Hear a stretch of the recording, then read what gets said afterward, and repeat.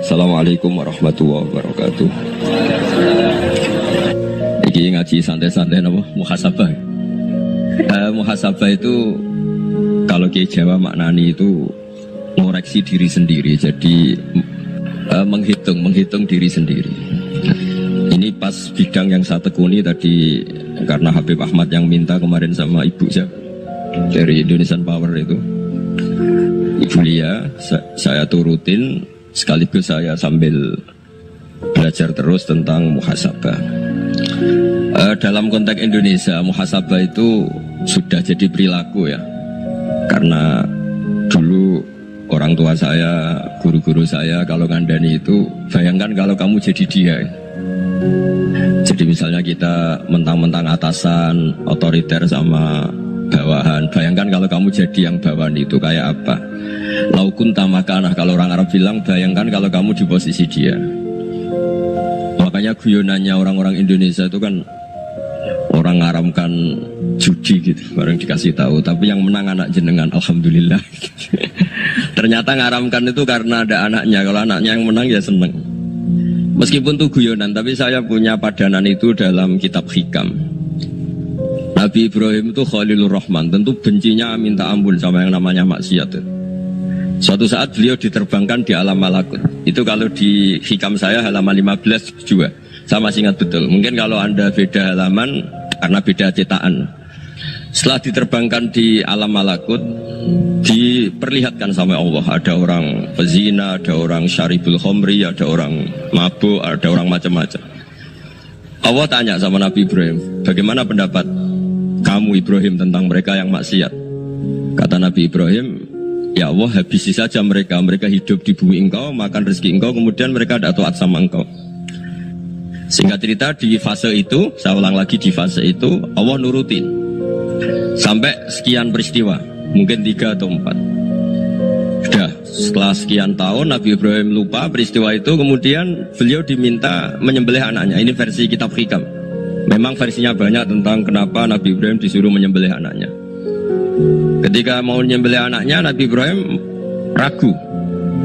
Wa samratu fuadi, anak saya ini buah hati saya, kenapa engkau suruh menyembelih? Terus kata Allah, apa kamu tidak ingat ketika kamu saya angkat di alam malakut, kemudian kamu usul bunuh-bunuh, saya tidak mempertimbangkan usul Anda, tapi kenapa sekarang saya merintahkan kamu mikir gitu? Terus, ya karena ini anak saya ya Allah. Terus kata Allah, rumang samu sumbukan mata ini gak gawean kau sing gawe kowe enak wae usul mata ini. Saya yang bikin, kemudian Anda enak aja usul membunuh. Semenjak itu Nabi Ibrahim itu di eranya itu asfaqun nas, orang paling sayang sama manusia. Karena kadang kita keras itu ya kebetulan tuh udah anak kita, ada keluarga kita. Cara orang Jawa itu kan gitu ya, kalau ada perempuan terus macak yang macam-macam pakai sepeda motor cowok, terus wah itu luput suwuk, semoga-moga gini. Tapi setelah dikasih tahu, niku ponakane jenengan, semoga-moga selamat. Jadi jangan-jangan kemarin Pak Ahlil Ma'asi itu kebetulan tuh tidak keluarga kita. Kalau keluarga kita pernah salah pada kita, semangat kita mintakan maaf.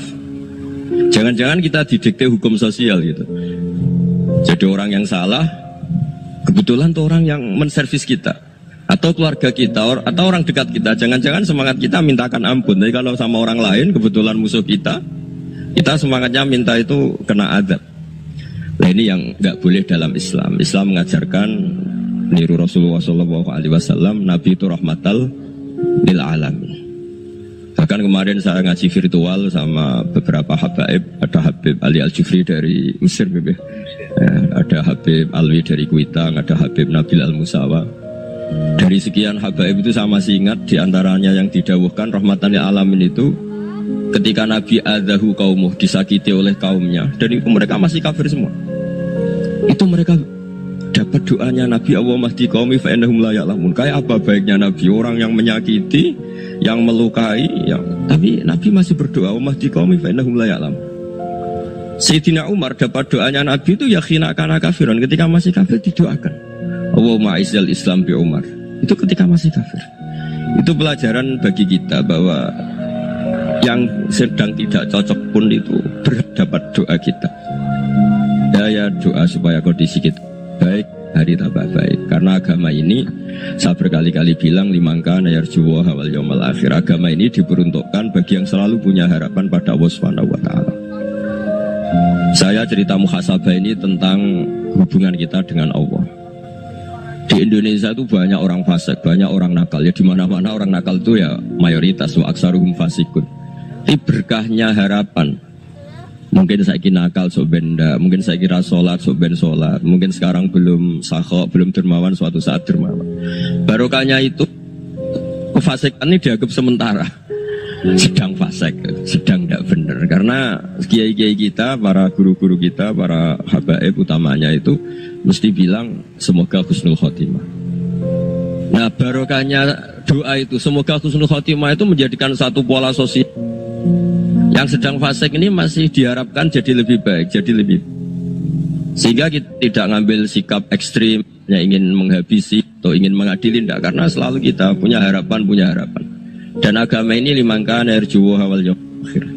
Bayangkan itu kalau yang nakal itu anak kamu. Pasti kamu gak ingin kan langsung dapat azab, dapat apa. Padahal kita semua jadi tokoh ini abul kulli, bapak dari semuanya. Sehingga ketika Rasulullah SAW jalan-jalan kemudian melihat perempuan sedang menyalakan api. Kalau apinya mati ditiup, anaknya dijauhkan. Nanti kalau sudah jauh dari api, anaknya digendong lagi. Terus kata Rasulullah, matur ke semua sahabat, Aro'aitum anna hadih tarihatan waladaha alan nar. Apa kamu berpendapat bahwa perempuan ini akan melemparkan anaknya ke neraka? Tidak ya Rasulullah. Tidak akan seorang ibu melemparkan anaknya ke api. Terus kata Rasulullah, Allahu arhamu min hadih biwaladiha. Allah lebih rahman, lebih rahim dibanding orang tua ini kepada anaknya. Ini yang harus kita kenalkan terus, kita kampanyakan terus, supaya orang hubungannya dengan Allah itu nyaman, asik. Sehingga dengan demikian selalu ada harapan bahwa yang sedang nakal ini suatu saat tobat. Kita tidak boleh menghukumi pasti begini, pasti gini, itu tidak wilayah kita. Itu juga yang dicontohkan Rasulullah SAW. Secara lahir Nabi itu nggak berkenan sama Wahsy, karena Wahsy itu salahnya salah fatal karena membunuh ahabban nasi ila Rasulillah, yaitu membunuh Sayyid Hamzah. Jadi ketika Wahsy tobat, Nabi itu terima tobatnya. Dan ketika beliau dengan basariyahnya nggak siap ketemu Wahsy karena harus ingat Sayyid Hamzah, basariyahnya diturutin. Oke, kamu iman saya turutin, tapi jangan sering ketemu saya. Karena kalau ketemu kamu saya masih ingat sama paman saya Sayyid Hamzah. Kita bisa ngelola seperti itu. Kita tidak cocok sama orang, bagaimanapun mereka umat Rasulullah SAW, kita tetap mencintai mereka. Misalnya kalau beda agama, mereka sama-sama orang Indonesia, kita mencintai mereka atas nama warga Indonesia. Tapi kalau misalnya potongannya ora cocok, beda kultur, bawaannya itu mangkel no coro Jawa, ya bisa diilmoni, jangan ketemu. Wong sudah tidak cocok, ingin ketemu nyari solusi. Roh ini tok seneng itu kan ya repot itu. Ya sudah kalau nggak pati cocok ya jangan sering ketemu. Dan itu kita bisa memanage seperti itu tuh bisa. Saya berkali-kali cerita tentang Imam Syafi'i. Kalau dikasih tahu ya Imam Abu Abdillah, wakilannya Imam Syafi'i, tetangga anda ini ternyata banyak yang nggak senang anda. Jawabnya beliau senang. Ya bagus kalau nggak senang saya, ndak utang saya kata. Gara-gara saman seneng aku ngatur aku ini kan. Dan mungkin saman rasa seneng kan ya enak. Jadi hidup itu dianggap happy. Kalau seneng ya teman silaturahim, kalau nggak seneng ya nggak bakal utang gitu. Baru kairan seneng itu nggak ganggu. Gitu. Jadi dulu itu orang bisa ngelola seneng ndak seneng itu bisa. Karena ada kearifan hubungan dengan Allah Subhanahu wa Ta'ala. Hidupnya selesai karena masyghul bi dzikrillah, mereka sibuk dengan Allah. Makanya kata ulama-ulama tasawuf, kamu jangan melihat manusia perilakunya, tapi kamu juga harus ingat yang gerakkan semua itu Allah Subhanahu wa Ta'ala. Dengan demikian kita faroh, kita senang. Makanya Nabi kalau ngutus Anas bin Malik kemudian nggak kesampaian yang diinginkan karena Anas main. Ketika garwa-garwani Nabi agak tersinggung, Nabi andaikan Allah menghendaki yang saya inginkan kesampaian, pasti itu kesampaian. Jadi dianggap kegagalan Anas gak manggil yang dituju Nabi itu ya kersane Allah, ya enteng saja. Sayyidina Ali lebih parah lagi yang dialamin. Itu dalam beliau kalau dipanggil itu gak cepet-cepet ke sana. Ketika ditanya, kenapa kamu tak panggil gak cepet ke saya? Amin tu ukubatak, karena aku tahu kau orang baik. Orang baik itu pemaaf. Jadi makanya orang-orang soleh dulu itu bodoh itu. Makanya sekarang kalau ada orang bodoh itu mesti bidik orang soleh. Kalau orang-orang soleh itu kakean husnudzon lagi sering dibodohin. Abdul bin Umar itu masyhur itu. Kalau ada budaknya sering sholat, sergap sholat itu dimerdekakan. Akhirnya nggak sholat pun pura-pura sholat. Akhirnya juga dimerdekakan. Ketika ditanya kenapa engkau merdekakan? Padahal mereka sholatnya menipu engkau, kata pembisik-pembisik itu. Man khoda'ana lillah in khoda'na lah. Dia nipu atas nama Allah, berarti saat tertipu juga atas nama Allah, gak masalah dong, semuanya demi Allah Subhanahu wa ta'ala. Jadi ketika kita ketemu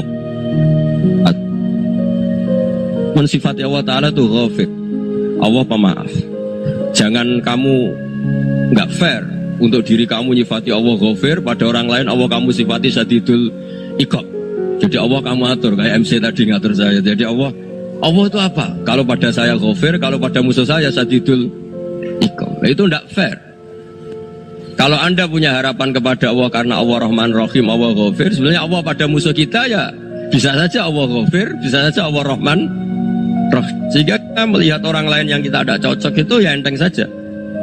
Itu min ummati Rasulillah sing tanaluhu syafa'atu, tanaluhu sa'atu rahmati, tanaluhu fair. Jangan dengan kita kayak mesti dapat rahmat.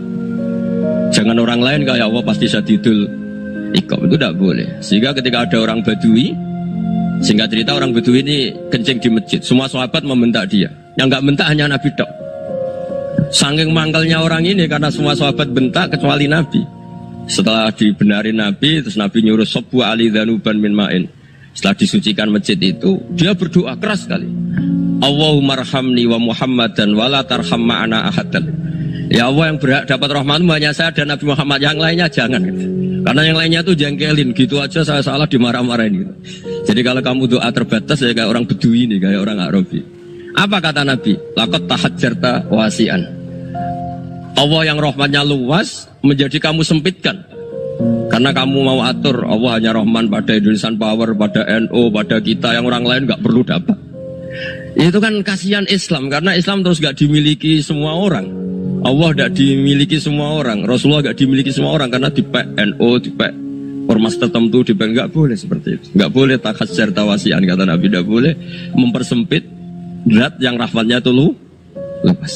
Ini semoga etika ini kita pakai di Indonesia. Yang sedang fase kita harapkan lebih baik. Yang sedang nggak dapat hidayah kita doakan dapat apa? Hidayah. Masyhur kan, makanya tadi saya mohon sama Habib Ali supaya Habib Ahmad supaya tetap mahalul qiyam, tabaruk sama Habib Ali. Di antara doa-doa di Simtud Duror masyhur itu antuqa bilal mudhniba minnah bil ghufran wal musi'ah bil ihsan. Jadi harapannya para habaib, para orang-orang baik dulu ya, semoga yang dosa itu dimaafkan, yang sedang salah dibuka, bikin lebih baik. Nabi itu tugasnya juga gitu. Wastaghfir li dzambika walil mu'minina wal mu'minat. Nabi itu tugasnya juga memintakan ampun yang sedang salah. Nah ini cobalah jadi etika kita, muhasabah kita. Jadi muhasabah itu cara berpikir kita set, kita pikir ulang. Ternyata semangatnya seorang nabi itu wastaghfir li dzambika walil mu'minat. Semangatnya itu memintakan ampun. Orang ahli tafsir tahu semua kalau Nabi itu tidak mungkin dosa. Jadi itu khitabun lin Nabi wa urida bihi ummatu, itu khitab Nabi, tapi yang dimaksud itu umatnya, karena Nabi tidak akan mengalami dzambun, nggak akan mengalami dosa. Sekarang enggak, kadang-kadang kita ini kalau orang lain salah itu semangat. Kalau di perusahaan ada teman salah, apalagi pimpinan salah itu seneng, barokahnya salah bisa ganti kan gitu. Ya, jadi kalau mungkin di dunia tokoh juga gitu, barokahnya ada tokoh salah, kita yang jadi populer sendiri, tidak boleh seperti itu. Kita harus salimus sodri di jami'il muslimin. Jadi ini harus dilatih. Saya tadi matur sama Habib Ahmad, latihan kita jadi hidup. Nabi itu kalau resep jadi wali itu kata Nabi gampang. Kata Nabi, kalau kamu ingin disenangin Allah, ya sudah. Kalau kamu asbahta wa amseta gini-gini, perasaan kamu, kata Nabi, jangan punya perasaan ghil sama orang muslimin. Itu sudah wadzalika min sunnati. Makanya Nabi ngendikan la yablughni ahadun an ahadin syai'an. Ada yang baca la yuballighni ahadun an ahadin syai'an. Seseorang jangan melaporkan ke saya tentang salahnya yang lain. Fa inni akhruju ilaikum wa ana salimus sodri. Karena saya ingin ketemu sampean semua dalam keadaan salimus sodri, tidak punya perasaan apa-apa. Karena kalau nurutin membisik, nurutin informasi itu ya repot. Karena orang pasti sepihak. Ada kiai yang top, datang ke kampung-kampung ning desa-desa. Kata yang seneng itu punya akhlak. Wah itu bagus orang besar datang ke kampung-kampung. Kata yang nggak seneng, wah itu jobnya kayak kecil kok diambil, itu kan ya kasihan itu kan sudut pandang. Makanya saya sering bilang, akal kita ini cukup untuk mentasdik Rasulullah Shallallahu Alaihi Wasallam. Meskipun perasaan kita kadang orang Jawa itu beda. Saya berkali-kali bilang sama peneliti dari Jogja, kenapa sih Gus para nabi itu kok poligami istrinya banyak? Nabi Dawud katanya itu berapa? Nabi Sulaiman malah jumlahnya agak terbatas ini. Nabi Muhammad itu paling sedikit. Saya tanya gini, perempuan itu orang lemah, jadi kalau nolong orang satu gimana baik, kalau nolong orang dua ya lebih baik, ya sudah kira-kira seperti itu. Paling tidak akal kita masih tahu kalau orang baik itu kan mesti baik, nolong orang satu baik, nolong orang dua ya lebih baik, nolong orang tiga lebih baik. Tapi kalau kamu orang nggak baik, satu saja kamu terlantarin, kamu miskinkan, kamu ya tinggal diukur kan. Kalau orang baik nambah baik, tapi kalau orang buruk tambah buruk. Nah itu akal. Akal kita bisa menganalisis kenapa sih nikah itu ada yang poligami, ada yang enggak. Sudah ukur saja diri kamu. Misalnya kayak saya elek keriting, rabi terus, memperbanyak wong elek. Orang perilaku netok, raine dadi elek kabeh. Tapi nak kowe ku ganteng, alim, ganteng, sugih. Anake ganteng-ganteng, berhubung kowe saleh ahli swarga kabeh. Mertua yo bangga karena karir kamu meyakinkan. Ini mertua kamu aja enggak bangga mau nambah. Ipar enggak bangga, mertua enggak bangga, desa kamu yang kamu wayai juga gak beda dengan Nabi ketika nikah Juwairiyah itu gak ada pernikahan sebarokah Nabi dengan Juwairiyah itu Azharu Rasulillah. Di situ habis perang banyak tawanan, gara-gara jadi besanya Nabi langsung dibebaskan semua karena Azharu Rasulillah. Sekarang besanya Kanjeng Nabi. Dulu Abu Sufyan memangkalnya bukan main sama Nabi, gara-gara putrinya dinikah terus langsung jadi. Kalau kamu kan enggak, nikah satu, nikah lagi, satu kampung musuhnya. Karena istri pertama ya cemburu, yang kedua agak bangga. Oh itu selesai itu dunia wal akhirah. Maksud saya, nganalisis Islam itu harus pakai akal. Dan akal yang dipakai, ini saya bawa ke kitab Ihya, adalah pikiran-pikiran para ulama. Makanya ketika Imam Ghazali ketika ditanya, fakaifa bi muslimin fasikin asawaha fi jami'i amri. Kalau kalian ketemu orang fasik, orang Islam tapi fasik, perilakunya nggak ada yang benar. Kata Imam Ghazali jawabnya lucu, aneh. Ma min muslimin illa wa islamuhu ta'ah. Tidak ada orang Islam kecuali dia mau Islam, membenarkan Allah dan Rasul itu sudah taatnya dia. Kok kamu tidak bisa melihat taatnya dia? Dia pikirannya kan ini pemabuk, ini tukang apa. Tapi kata Imam Ghazali, sebenarnya kamu masih bisa berpikir positif. Ma min muslimin illa wa islamuhu ta'ah. Tidak ada seseorang Islam ketika dia milih Islam itu pasti ada taatnya, yaitu tasdik pada Allah dan tasdik kepada Rasulullah Shallallahu Alaihi Wasallam. Jadi dengan pola seperti itu, maka di antara guru-guru kita yang modern ya di era Mbah Maimun, di sini ada Habib Ahmad, Habib Salim, syair yang sering dibaca beliau adalah ada orang munajat sama Allah. Ini cerita munajat. Itu orang itu ngendikan gini, ana musnibun, ana mukhtiun, ana asi, huwa rahimun, huwa ghafirun, huwa afi. Ya Allah, saya mukhti, saya orang yang salah. Ana muslim, saya orang yang dosa. Ana asin, saya sering maksiat. Tapi engkau ya Allah, engkau ghafir, pemaaf. Engkau rahim, maha pengasih. Engkau afin, yang mudah memaafkan. Kata orang ini ya agak kurang ajar, tapi saking senengnya sama Allah. Qobal tuhunna salasatan bisalasat. Ya gini saja ya Allah, sifat engkau diadu dengan sifat saya. Engkau Tuhan, Gusti, nggak boleh kalah katanya. Terus wasatah liban ausofu ausofi, dan engkau pasti pemenangnya gitu. Jadi ada orang rayu Allah dengan cara seperti itu ya ada ya.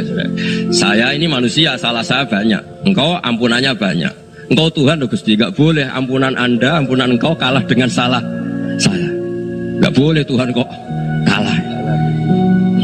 Jadi untuk supaya orang punya harapan itu. Banyak juga wali-wali yang jadab ketika datang ke makam Rasulullah SAW. Itu kalau dongo ya agak kacau sebetulnya, cara syariat agak kacau. Ya Allah, engkau punya dua pilihan. Jika engkau menjadikan saya soleh, surah habibu, yang senang kekasihmu, yaitu Rasulullah SAW. Tapi jika engkau menjadikan saya fasik, surah aduuk, yang senang itu setan. Monggo jenengan mau menyenangkan kekasih jenengan, mau menyenangkan musuh jenengan, monggo jenengan bebas kok memilih. Mestinya Allah ya senang menyenangkan kekasihnya. Jadi ya, intinya Allah dipaksa untuk menjadikan dia orang soleh gitu. Jadi kayak kemarin itu Pak Gus siapa yang kesini itu kuliah ke sini itu sama Habib Ahmad. Saya pertama nggak mau, lama-lama Habib Ahmad. Ini gimana Gus? Orang taunya saya dekat jenengan, kalau nggak kasil saya waduh. Ini kayak doanya wali yang tadi.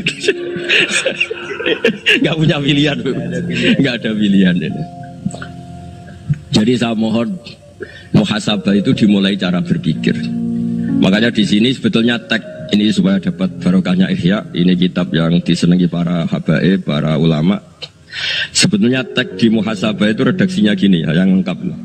Hasibu anfusakum qabla an tuhasabu wazinuha qabla an tuzanu wa tahayya'u lil ardil akbar. Jadi ada kata wazinu, jadi ukur. Perilaku Anda ini diukur, ditakar. Misalnya kita sebagai suami kan ya punya hal-hal yang kita tidak ideal. Corong Jawa mesti pesek, cara rezeki ya pas-pasan ya. Dan kita juga kalau makanya agak boleh tanya istri begini, apa saat cinta pertama Anda? Pasti ada kecewa. Orang jadi istri hanya korban terakhir itu. Sudah. Karena orang kalau ngelamar kemana-mana gak jadi, yang jadi istri itu pasti korban terakhir itu. Jarang istri pilihan pertama, jarang. Ayo semua yang nikah. Connected. Rata-rata itu pilihan Anda pertama Pak, dari sekian ditolak di mana-mana terus. Ya perempuan terakhir. Kamu juga korban terakhir. Itu wali-wali dulu kalau ngandani kita itu sederhana. Antal ini masyhur diceritakan Habib Zain bin Semit dalam kitab Al-Manhajus Sawi. Anta lam tajid min nafsika kullama turid. Fa kaifa turidu min ghairika kullama turid. Kamu yang ingin ideal saja, kamu tidak menemukan pada diri kamu untuk menjadi ideal. Kamu kan ingin ganteng, ingin punya uang banyak, ingin perilaku Anda sempurna. Anda saja yang punya keinginan tidak bisa mewujudkan keinginan Anda sendiri. Fa kaifa turidu min ghairika ma turid. Jadi anta lam tajid min nafsika kullama turid. Fa kaifa turidu min ghairika kullama turid. Kamu yang punya keinginan saja. Misalnya saya ingin punya uang banyak, perilaku saya selalu benar, gak pernah salah. Loh, saya yang ingin saja dengan diri saya, gak bisa untuk benar terus. Kok kamu berharap orang lain selalu benar? Jadi anta lam tajid ya sama. Kalau kamu menuntut istri kamu itu ramah, neriman, apa kamu neriman sama wajah istri Anda gitu? Engkau ya pola neng dindi jajaki sana jajaki sini, kamu sendiri tidak tahu apa. Jadi itu nasihat yang luar biasa. Anta lam tajid min nafsika kullama turid, fa kaifa turidu min ghairika kullama turid. Kamu mau menghormati semua orang? Tidak mau kan? Kemudian Anda berharap semua orang menghormati kamu. Tidak ingin kan orang lain semua menghujat kamu. Sementara kamu enak aja menghujat orang lain. Makanya Rasulullah SAW luar biasa ketika bikin kaidah sosial. Apa la yu'minu ahadukum hatta yuhibba li akhihi ma yuhibbu li nafsi. Jadi kalau ukuran iman itu sederhana. Kalau sesuatu itu baik, nyaman bagi Anda ya bayangkan itu pada teman Anda. Misalnya Anda bangun tidur sudah acak-acakan, gak punya uang, utang jatuh tempo, kan gak ingin ketemu orang. Ya kamu jangan bertamu ke jenis ini karena kalau dengan kamu yang alami juga gak siap ketemu orang. Makanya ada Habib Alim itu dilapuri sama seseorang. Habib, dulu teman saya itu ketika saya kaya itu sering main ke saya. Setelah saya miskin, mereka tidak main ke saya. Kata Habib itu, bagus, sunau begitu itu bagus. Coba kalau kamu dulu kaya, teman kamu main kan kamu gaya. Di rumah ada makanan, bisa hormat tamu. Setelah kamu miskin jadi buruh manol di pasar atau buruh bikin botol, teman kamu datang, malu enggak kamu? Mendingan enggak datang gitu. Akhirnya baru, oh ya alhamdulillah kalau gitu. Loh ya kan dulu teman kita datang, kita ada Alphard, istri cantik, rumah bagus lah, kita miskin, buruhnya orang pas dibentak-bentak, teman kamu udah datang. Milih datang kamu enggak kalau setelah kamu jatuh? Enggak kan? Jadi barokahnya ilmu itu terus. Ya, tapi kadang-kadang orang tuh, wah setelah saya miskin teman-teman enggak kasih ke sini. Ya kalau kamu sudah jatuh, teman-teman kamu di situ jadi tontonan. Ya mulai sekarang cara berpikir itu dirubah.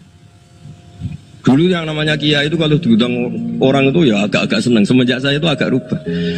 Mengundang kiai, ngatur kiai itu tak haram-haramkan ya ada lumayan lah, sekarang itu sudah mulai agak beretika. Dulu itu ngundang tuh tanggalnya ditentukan, jamnya ditentukan. Enggak mikir apa kiai saat itu nganggur, enggak. Punya wadifah, enggak. Dia milih tanggal yang dia nganggur, enggak mikir pas itu kiainya nganggur apa. Enggak. Ya saya hanya cerita aja, kamu tersinggung ya monggo, boten nggih monggo itu kan. Jadi saya mohonlah supaya tadi saya juga matur ke Habib Ahmad. Jadi untuk orang merasa ikut sunnah Rasul itu gampang sekali kata Sayyid Muhammad. Dulu Nabi berpakaian ala daerahnya. Kalau mikot ya pakai mikotu baladi. Karena Nabi orang Madinah dan beliau berdomisili di Madinah ya misalnya mikotnya dari Bir Ali misalnya.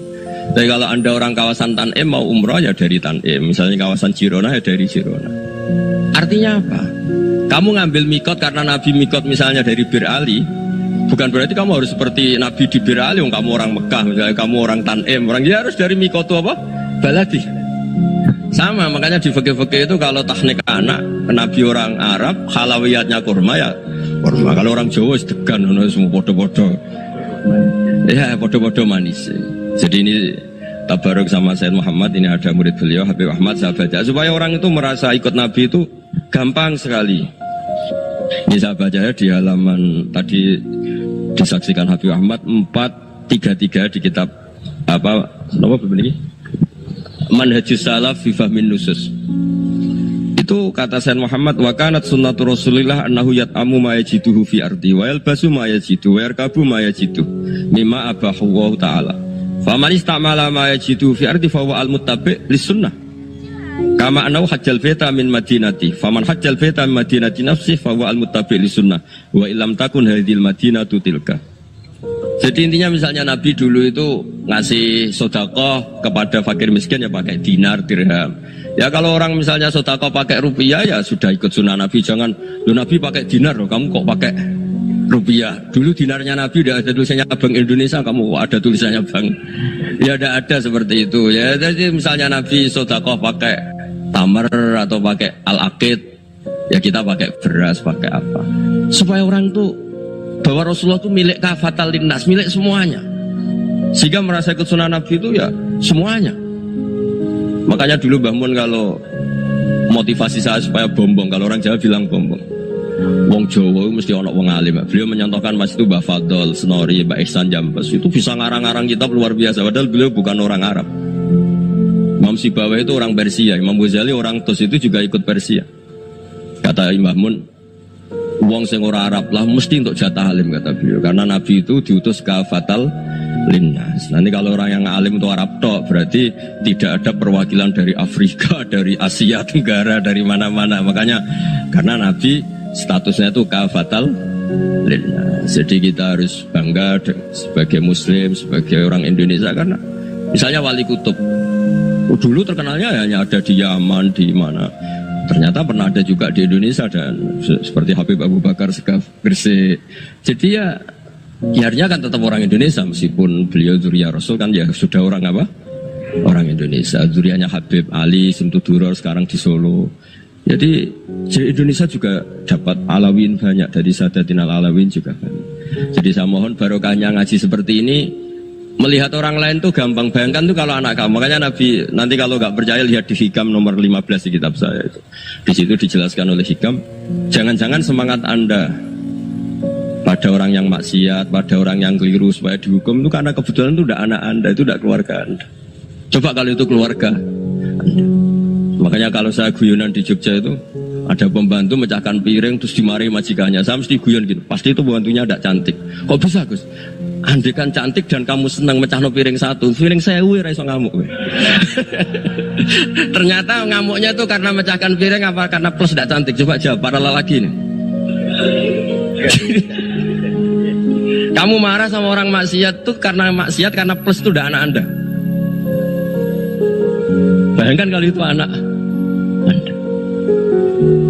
Itu hebatnya Rasulullah SAW. Karena kita yang salah pun kadung umatnya, Nabi tetap ngasih fasilitas syafaati li ahlil kabair min ummati. Kayak apa baiknya Nabi? Udah ikut maksiat tapi ikut fasilitasi ngasih syafaat. Loh kalau li ahlil ibadah kan wajar. Nabi ketika ini syafaati li ahlil kabair min ummati. Ya karena tadi logika yang dibangun Rasulullah itu logika yang luar biasa. Kita semangat orang lain kena hukuman itu karena kita tidak punya ra'fah, tidak punya rahmah. Coba kalau Rasulullah yang bil mukminina raufur Rahim. Semangatnya itu mendoakan supaya tobat, mendoakan diampuni.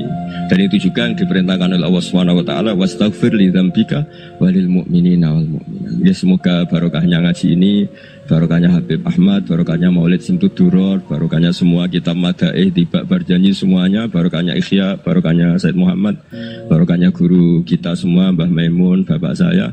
Kita ini ngikuti manhaj, ya, ngikuti apa? Manhaj.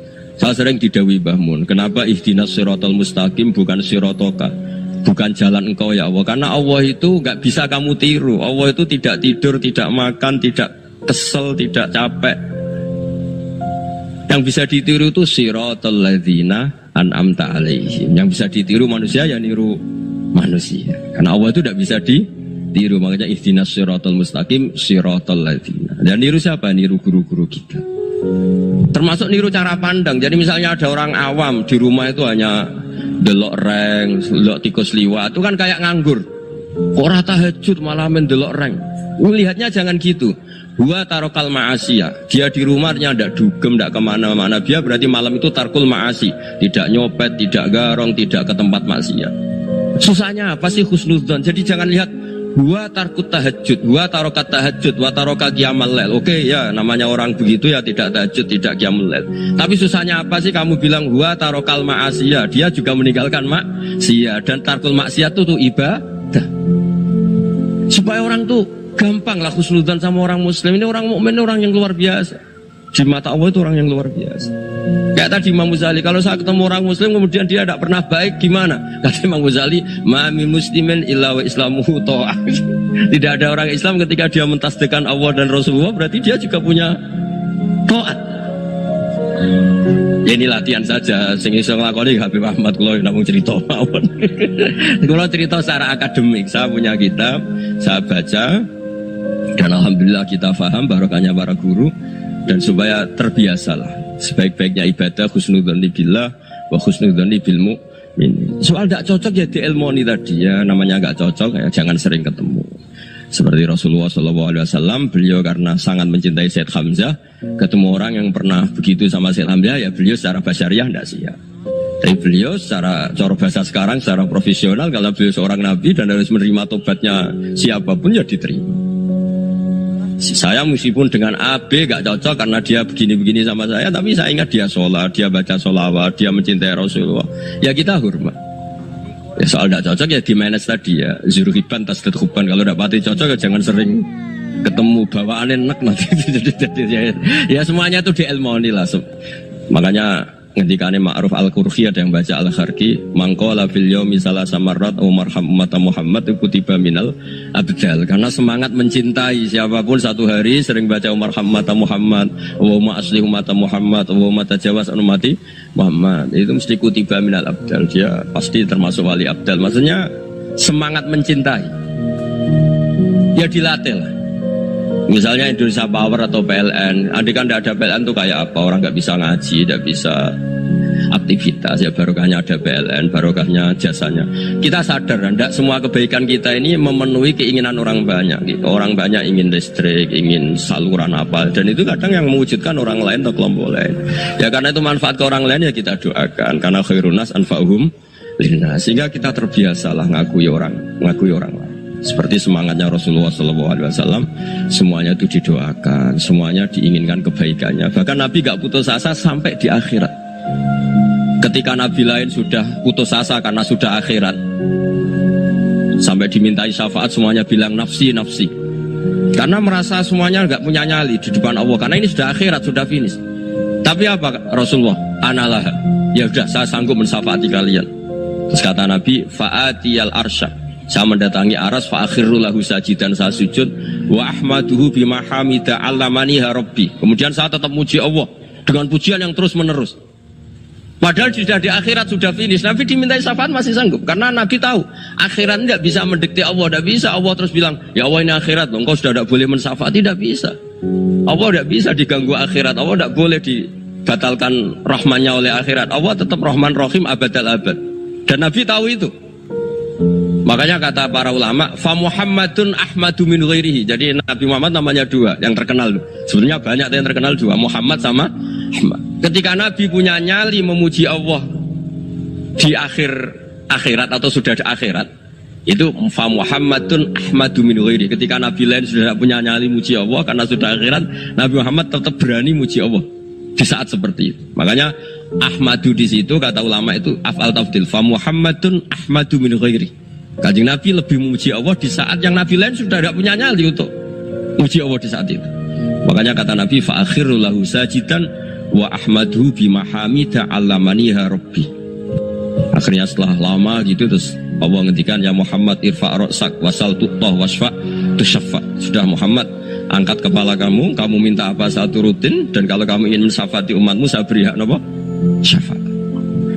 Nah, semoga semangat itu juga menjadikan kita munajat bahwa rahmat Allah tidak terbatas, harapan juga tidak terbatas. Mungkin yang sedang nakal ya kita katakan sedang. Jangan terus kamu pastikan wah ini mesti suul khotimah, mesti tidak orang baik. Tidak, agama ini liman kana yarjuha wal yaumal akhir, selalu bagi yang punya harapan. Ya, mugi-mugi dapat barokah semua. Mantu dengan kata wassalamualaikum warahmatullahi wabarakatuh.